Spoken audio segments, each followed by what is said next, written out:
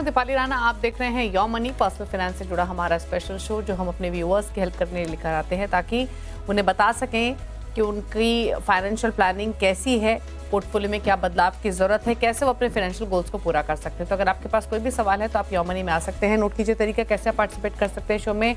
आप various platforms के through जुड़ सकते हैं इस शो में। हमें ईमेल कीजिए yourmoney@nwt.com। इसके अलावा आप अपने सवाल फेसबुक ट्विटर पर भेज सकते हैं #AskAwazYourMoney लिखकर। 7045220000 हमारा व्हाट्सएप नंबर है। ये तमाम सोर्सेज जिनके थ्रू आप इस शो का हिस्सा बन सकते हैं। आज आपके सभी क्वेरीज को आंसर करने के लिए रुपी विद ऋषभ इन्वेस्टमेंट सर्विसेज के फाउंडर ऋषभ देसाई मौजूद हैं। ऋषभ नमस्कार, स्वागत है आपका। और बिना देरी के सवालों को करते हैं शामिल, क्योंकि ढेर सारी क्वेरीज हमें मिली हैं व्यूअर्स से, तो उनसे बातचीत करना शुरू करते हैं। और सवाल पूछने के लिए हमारे साथ जो पहली कॉलर है वो नीलू बनी हुई है फोन लाइन पर, नीलू तिवारी। उनसे चर्चा करते हैं। नीलू नमस्कार, बताइए क्या सवाल है आपका। नमस्ते मैम। पूछिए क्या सवाल है। जी, मेरा क्वेश्चन ये है कि मैं पर मंथ 40,000 की मेरी एसआईपी है और जिसमें 10,000 रुपए मैं पराग परी फ्लेक्सी कैप में, 10,000 रुपए इन्वेस्को इंडिया कॉन्ट्रा फंड में और 5,000 रुपए एक्सिस स्मॉल कैप फंड, 5,000 रुपए एक्सिस मिड कैप फंड और 5-5 हजार ही quant small cap fund, small mid cap fund में मैं जमा करती हूँ। और मेरा लगभग 30 लाख का पोर्टफोलियो है इस वक्त। मैं 2021 से जमा कर रही हूँ। तो मेरा एक तो ये है, मेरा रिक्वायरमेंट की लगभग 10 साल बाद मुझे बच्चे की एजुकेशन के लिए पैसे चाहिए होंगे और रिटायरमेंट के लिए मैं लगभग 6 करोड़ रुपए, मतलब 18 साल बाद। अभी मेरी 42 एज है, तो ये रिक्वायरमेंट है मेरी। तो मैं ये सजेशन चाह रही थी कि क्या सही इन्वेस्टमेंट है मेरा या मुझे कुछ इसमें फेरबदल करने पड़ेंगे। प्लीज आप गाइड करें मुझे। Thank you. ठीक है, तो ऋषभ जैसे आपने सुना, फंड्स के नेम तो इन्होंने बता ही दिए।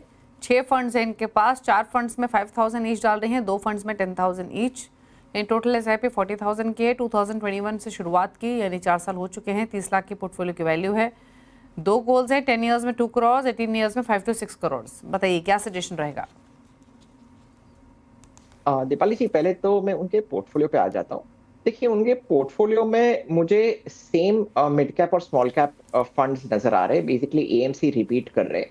पहली बात तो मैं चाहूंगा कि वो एएमसी डाइवर्सिफाई करे, बेसिकली मिनिमाइज ओवरलैप और जो अंडर परफॉर्मेंस रिस्क जो होता है पर एएमसी में वो थोड़ा सा रिड्यूस कर ले। क्योंकि जब भी आप ज्यादा एक एएमसी में एक्सपोजर लेते हो और हमने देखा है कि पास्ट में के एक एएमसी के काफी सारे फंड्स अंडर परफॉर्म कर चुके हैं, तभी आपका पूरा पोर्टफोलियो और काफी हद तक आपका पोर्टफोलियो अफेक्ट हो जाता है, अंडर परफॉर्मेंस के रिस्क में चला जाता है।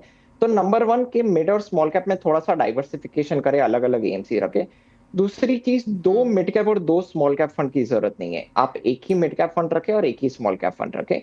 अभी बेसिकली मेरा रेकमेंडेड पोर्टफोलियो ऐसा है, पराग पर एक फ्लेक्सी कैप जो कि एग्जिस्टिंग फंड है वो रखे 25%, इन्वेस्को इंडिया कॉन्ट्रा फंड 25% रखे, ईडलवाइज मिड कैप फंड नया फंड इंट्रोड्यूस करे 25% एलोकेशन, और क्वांट स्मॉल कैप फंड 25%। तो ये 4 फंड में आप इक्वली एलोकेट करेंगे तो मेरे हिसाब से काफी अच्छा ब्लेंड हो रहा है large cap, mid cap, small cap का, और अलग अलग एएमसी का आपको फ्लेवर मिल रहा है।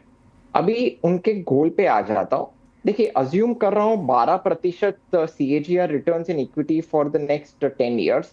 उनकी जो 40,000 की एसआईपी चल रही है, प्लस जो पोर्टफोलियो 28 लाख का जो मुझे नजर आ रहा है, वो करीबन 1,80,00,000 के आसपास वो इकट्ठा कर पा रहे। अनफॉर्चुनेटली वो 2 करोड़ अपना गोल इकट्ठा नहीं कर पा रहे। अगर उन्हें 2 करोड़ इकट्ठा करना है at the end of the 10th year, तो एसआईपी 40,000 से 50,000 की करनी पड़ेगी। तो कंफर्टेबली 2 करोड़ 10 साल के बाद अचीव कर पाएंगे। This is number 1। उनका जो दूसरा गोल है, जो 18 साल के बाद जो रिटायरमेंट का जो गोल है, अभी उसके लिए उन्हें अलग से 70,000 की एसआईपी करनी पड़ेगी, तो वो गोल अचीव कर पाएंगे।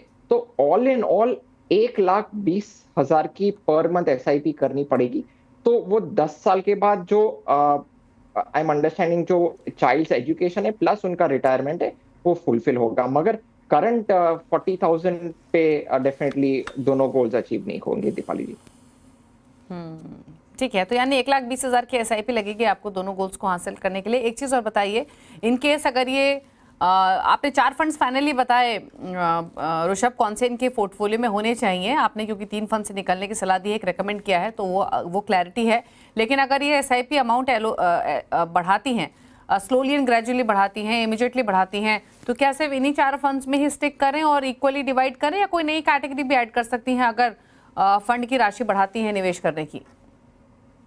नहीं दीपाली जी, ये 4 फंड्स एकदम परफेक्ट है, क्योंकि इसमें अच्छा ब्लेंड आ रहा है लार्ज कैप, मिड कैप और स्मॉल कैप का। लमसम और SIP ये दोनों के लिए 4 fund is more than enough. Okay, ठीक है, तो सलाह आपको क्लियरली दी गई है नीलू। आप एक साथ अगर SIP नहीं बढ़ा सकती हैं अमाउंट, तो धीरे धीरे बढ़ाइए, लेकिन इंक्रीज कीजिए। और ये 4 फंड्स रखिए जो आपको बताए गए हैं। 3 फंड से निकलने की सलाह है, 1 फंड आपको रेकमेंड किया गया। इन 4 फंड्स में स्टिक कीजिए, लमसम भी डाल सकती हैं और SIP के थ्रू तो डेफिनेटली आप डाल ही रही हैं, तो ये थोड़े बदलाव आपको करने होंगे। बात करते हैं विनय से। विनय हमारे साथ मौजूद है कोलकाता से। विनय नमस्कार, बताइए क्या सवाल है आपका? नमस्ते मैडम।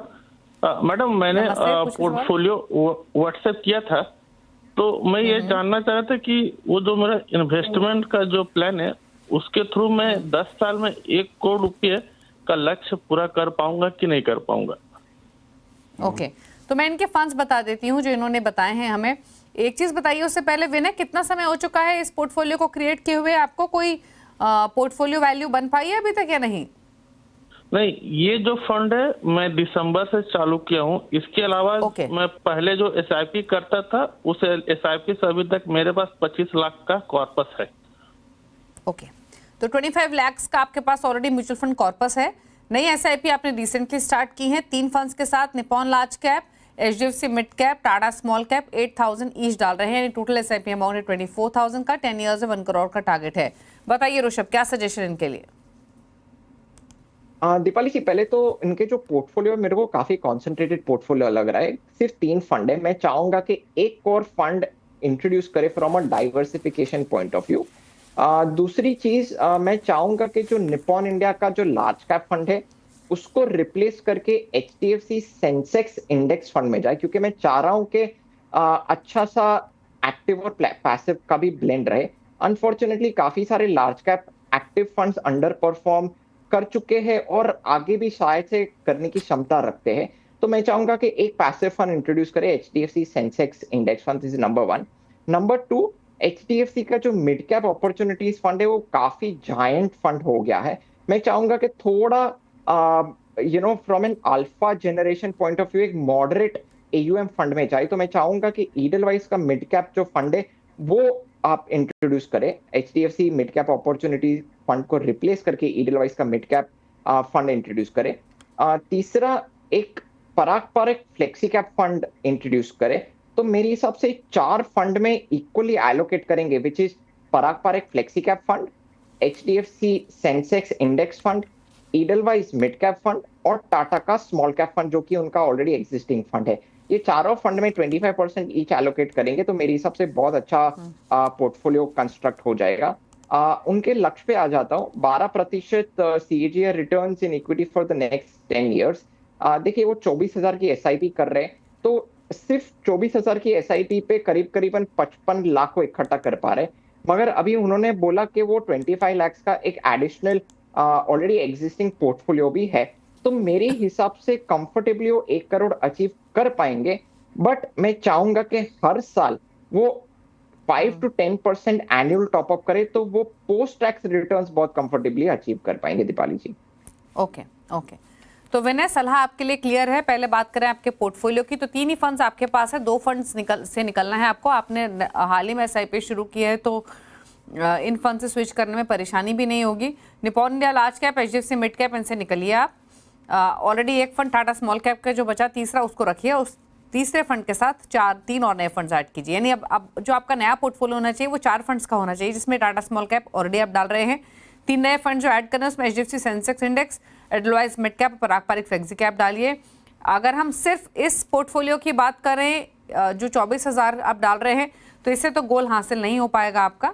या तो आप 5 से 10% सालाना इंक्रीज कीजिए, या फिर आप 50,000 के SIP करेंगे तो कंफर्टेबली इंक्रीज कर लेंगे। 25 लाख जो लमसम आपके पास है उसको काउंट करके चलें तो डेफिनेटली आपका गोल हासिल हो जाएगा। बट फिर भी 5 to 10% स्टेप अप करना आई एम श्योर ज़्यादा मुश्किल नहीं होगा, तो वो आप कीजिए ताकि ज़्यादा से ज़्यादा एक्यूमुलेशन आप कर पाएँ। बाकी आपको जो चेंजेस रिकमेंड किए गए हैं उनको आप कीजिए फॉलो। बात करते हैं अगले व्यूअर से। हेमराज हैं हमारे साथ राजस्थान से। हेमराज जी नमस्कार, बताइए क्या सवाल है? नमस्कार मैडम मैंने ये पूछ रहा था कि जो ये फंड चूज किया है वो उनमें कोई चेंज करना है या ये ठीक है? ठीक है, पूछ लेते हैं। आप इन्हें हाल ही में बनाया है हेमराज जी पोर्टफोलियो? हाँ जी हाँ जी। ओके, तो मैं इनके फंड्स बता देती हूँ जहाँ पे ये पैसे डाल रहे हैं already. Nippon India small cap 2500 per month, Motilal Oswal mid cap 4000 per month, Kotak multi cap 3500 per month, 3000 पर मंथ है HDFC flexi cap, ICICI Pru blue chip 2000 पर मंथ। लमसम डाले हैं 50,000 SBI contra, 50,000 Kotak multi asset और 1 लाख पराग पारिक फ्लेक्सी कैप।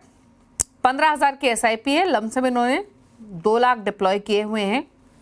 15 से 20 साल में 2.5 से 3 करोड़ का टारगेट है। क्या सजेशन रहेगा इनके पोर्टफोलियो पर और इनके गोल पर? दीपाली जी, पहले तो उनके पोर्टफोलियो पे आ जाता हूँ।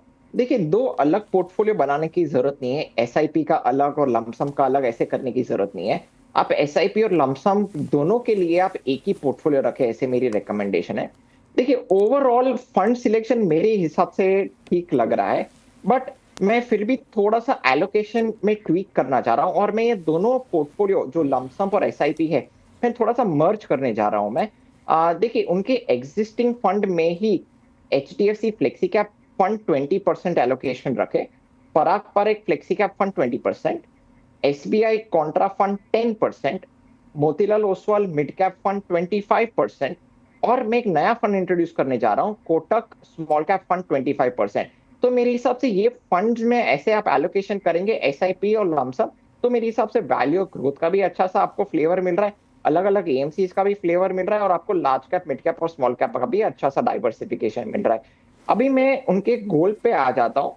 देखिए, मैं अज्यूम कर रहा हूँ 12% CAGR returns in equity for the next 20 years. उनका जो 15,000 का जो SIP वो कर रहे हैं, प्लस उनका जो करीबन 2 लाख का जो पोर्टफोलियो है वो करीबन 1,70,000 1 crore 1,70 lakhs, again I am repeating, I am sorry for my mistake, 1 lakh नहीं है, 1,70 lakhs के आसपास वो इकट्ठा कर पा रहे हैं।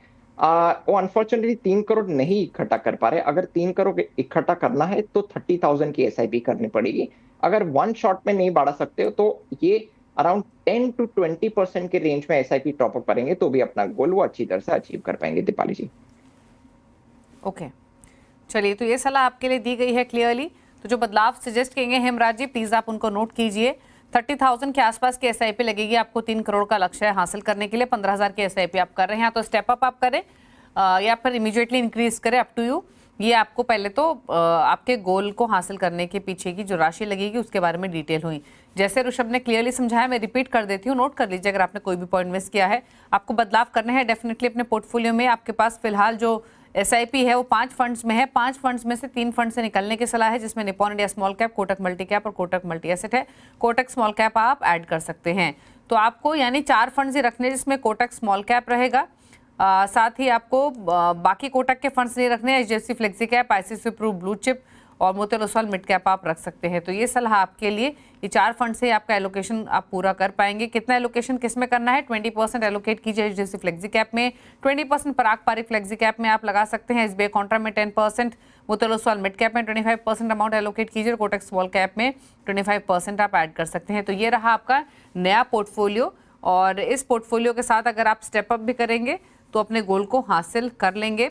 रही बात अगर आपको 3 करोड़ का लक्ष्य स्पेसिफिकली हासिल करना है तो जैसे बताया गया 30,000 के आसपास की SIP आपको डालनी होगी। अगर इसी SIP के साथ जाते हैं तो लगभग 1.25 करोड़ के आसपास आप इकट्ठा कर लेंगे 20 सालों में, जो कि टाइम होराइजन आपने अपने लिए सेट किया है। लेकिन जो बदलाव आपको सजेस्ट किए गए हैं वो आप नोट कर लीजिए। नया पोर्टफोलियो कैसा होना चाहिए वो डिटेल्स आपको समझाएंगे।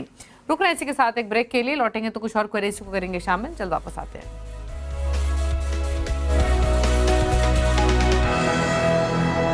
देख रहे हैं योर मनी और आपके सभी क्वेरीज को आंसर करने के लिए हमारे साथ ऋषभ देसाई मौजूद है। और अब बात करते हैं कुछ और क्वेरीज की। अगले व्यूअर प्रदीप हमारे साथ मौजूद हैं गुजरात से। प्रदीप नमस्कार, बताइए क्या सवाल है आपका? Hello, good evening ma'am. Good evening, Hello. पूछिए अपना क्वेश्चन। हाँ ma'am, I have send mutual fund list to you, जो मैंने कल इसमें मेरा वो है मैडम। एंड जो मेरी SIP है मैम 25,000 की है, और मेरे पास 10 लाख अभी है लमसम। मेरे को सजेशन चाहिए मैम Okay. कि जो फंड्स मैंने भेजे हैं वो सही है, सही मेरे को एक्चुअली 2 करोड़ का वो है at the age of retirement. Okay, तो क्या मान के चले? 44 इयर्स आपकी अभी एज है, 16 इयर्स टू 18 इयर्स का टाइम होराइजन मान के चले 2 करोड़ के टारगेट के लिए? Right ma'am. ओके, तो 44 इयर्स एज है, रिटायरमेंट के लिए 2 करोड़ से कॉर्पस इनको इकट्ठा करना है। 60 साल की उम्र में रिटायरमेंट लेते हैं तो लगभग 16 साल है, 62 में लेते हैं तो लगभग 18 साल है। 10 लाख की इनकी पोर्टफोलियो की वैल्यू है। एग्जिस्टिंग SIP 24,000 पर मंथ की है। फंड्स कौन से हैं इनके पास? SBI Contra 5,000 per month, 5,000 per month डाल रहे हैं पराग पारिक फ्लेक्सी कैप में। 2,500 पर मंथ है मोतीलाल ओसवाल मिड कैप में। अगेन 5,000 ईच 2 फंड्स में डाल रहे हैं। इसमें कोटक मल्टी कैप और कोटक इमर्जिंग इक्विटी है, और 1,500 पर मंथ है JM फ्लेक्सी कैप में। तो यानी टोटल इनके पास 6 फंड्स हैं फिलहाल। क्या सजेशन रहेगा इनके इस पोर्टफोलियो को लेकर? Deepali ji, overall portfolio looks fine to me. Fund selection भी बहुत बढ़िया है। मैं बस एक ही रिकमेंडेशन करने चाह रहा हूँ, थोड़ा सा कंसोलिडेट करे पोर्टफोलियो को थोड़ा सा छोटा करे। मैं चाहूंगा कि जो मोतीलाल ओसवाल का जो मिड कैप फंड है उसमें जो 2,500 की SIP चल रही, प्लस जो JM फ्लेक्सी कैप है उसमें जो करीबन 1,500 की SIP चल रही है, वो मर्ज करके मोतीलाल ओसवाल का Nifty 500 momentum 50 index fund introduce करे। मेरे हिसाब से वो बहुत बढ़िया फंड है। वो रिसेंटली लॉन्च फंड है। मोमेंटम स्ट्रैटेजी ने बहुत अच्छे से ट्रैक रिकॉर्ड प्रूव कर दिया है। तो मैं चाहूंगा कि एक स्मार्ट बीटा जो पैसिव फंड है वो इंट्रोड्यूस करे, तो मेरे हिसाब से बहुत बढ़िया रहेगा। So this is number 1। Number 2, उनका जो गोल है करीबन 15 साल के बाद में 12% अज्यूम कर रहा हूँ रिटर्न्स इन इक्विटी। देखिए, जो 24,000 की जो SIP कर रहे प्लस जो पोर्टफोलियो वैल्यू है 10 लाख का, वो करीबन 1 करोड़ 75 लाख को इकट्ठा कर पा रहे। 2 करोड़ अनफॉर्चुनेटली इकट्ठा नहीं कर पा रहे। अगर 2 करोड़ इकट्ठा करना है तो उन्हें SIP बढ़ानी पड़ेगी from 24,000 to 30,000 rupees per month. मगर देखिए, ये 2 करोड़ आई डोंट नो ये प्रेजेंट वैल्यू के हिसाब से कैलकुलेट करे कि फ्यूचर वैल्यू के हिसाब से आई डोंट नो, बट मैं चाहूंगा कि वो 5 to 10% वो स्टेप अप करे तो वो इजीली इन्फ्लेशन को बीट कर पाएंगे। दीपाली जी, तो यानी जो ऋषभ ने एडवाइस दी आपको प्रदीप, आई एम श्योर आपको समझ में आई होगी। पहले तो बात करें आपके पोर्टफोलियो की, तो 6 फंड्स हैं आपके पास। थोड़ा सा छोटा कीजिए पोर्टफोलियो। 6 फंड्स में से 2 फंड से तो निकल जाइए, Motilal Oswal mid cap, JM flexi cap. अभी एग्जिस्टिंग SIP देखिए आपकी इन दोनों फंड्स में, तो लगभग 4,000 रुपए आप इन दोनों फंड्स में डाल रहे हैं। यही 4,000 आपको डालने हैं Motilal Oswal Nifty 500 momentum 50 index fund में। तो यानी 2 फंड्स को हटाकर 1 फंड लेना है। उन दोनों फंड्स की वैल्यू आपको हर महीने डालनी है इस नए फंड में जो रेकमेंड किया गया है, जो कि इंडेक्स फंड है 500 मोमेंटम 50 इंडेक्स फंड। और इस हिसाब से 5 फंड्स फिर आपके पास हो जाएंगे, तो पोर्टफोलियो छोटा भी हो जाएगा। ये एक छोटा सा सजेशन है आपके लिए।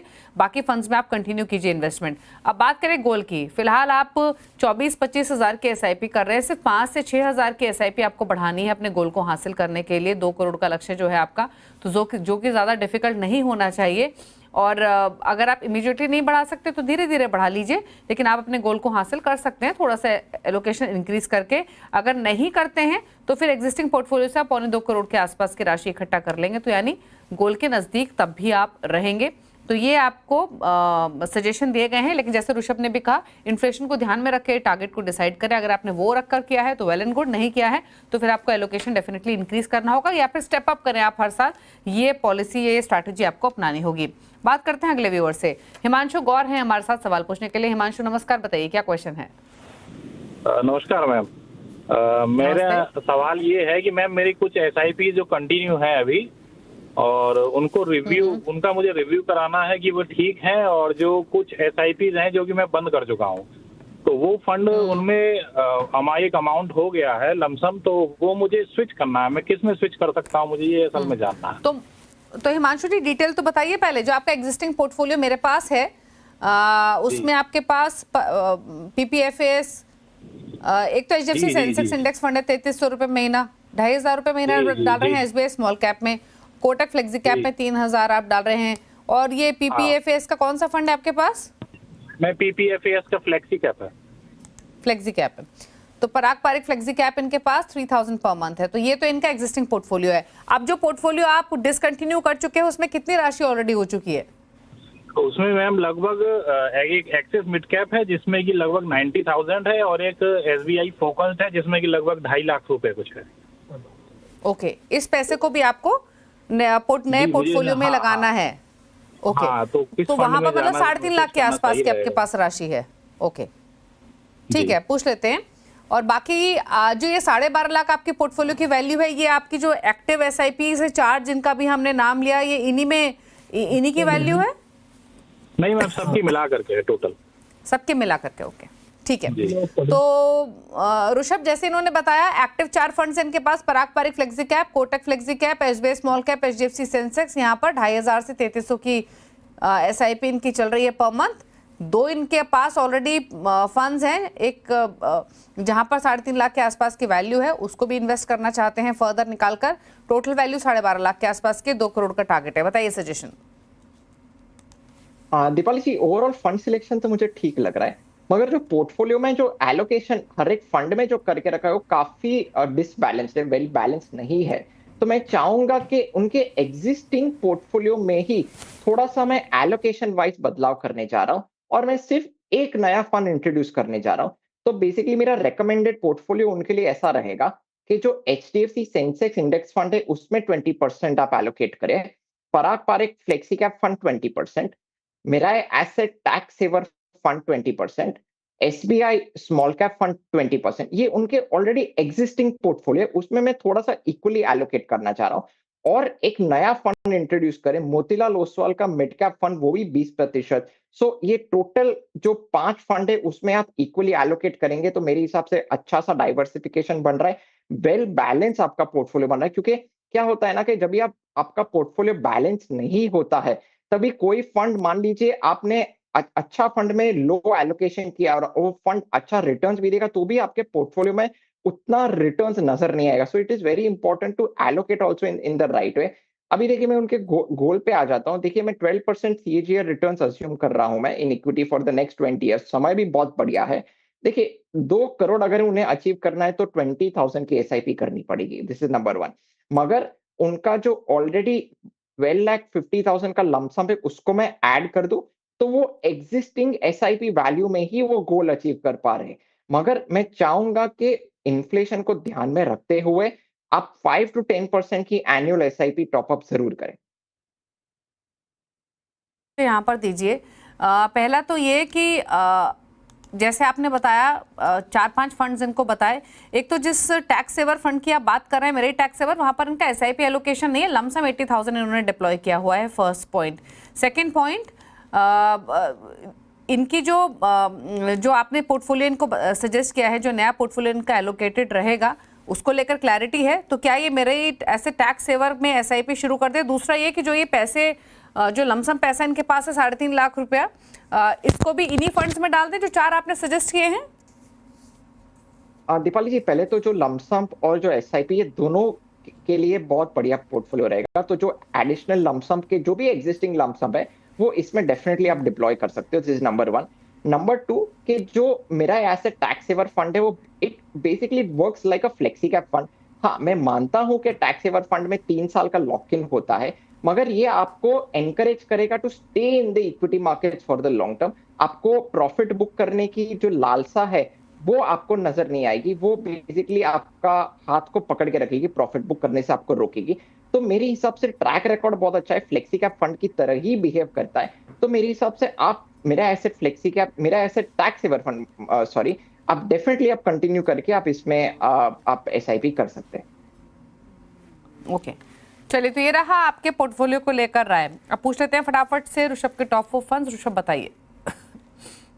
दीपाली जी, मेरे आज के टॉप 4 फंड्स है Motilal Oswal Nifty 500 momentum 50 index fund, number 2 Parag Parikh flexi cap fund, Edelweiss mid cap fund और DSP small cap fund. So basically large cap, mid cap, small cap का और ग्रोथ और वैल्यू का भी अच्छा सा ब्लेंड आ रहा है इसमें। ओके, तो ये रहे ऋषभ के टॉप 4 फंड्स, आपकी स्क्रीन पर नोट कर लीजिए। थैंक यू ऋषभ, शो में आने के लिए और सभी क्वेरीज को आंसर करने के लिए। Thank you so much. और इसी के साथ योर मनी में इतना ही। ब्रेकफास्ट पर भी खबरें जारी हैं। नमस्कार।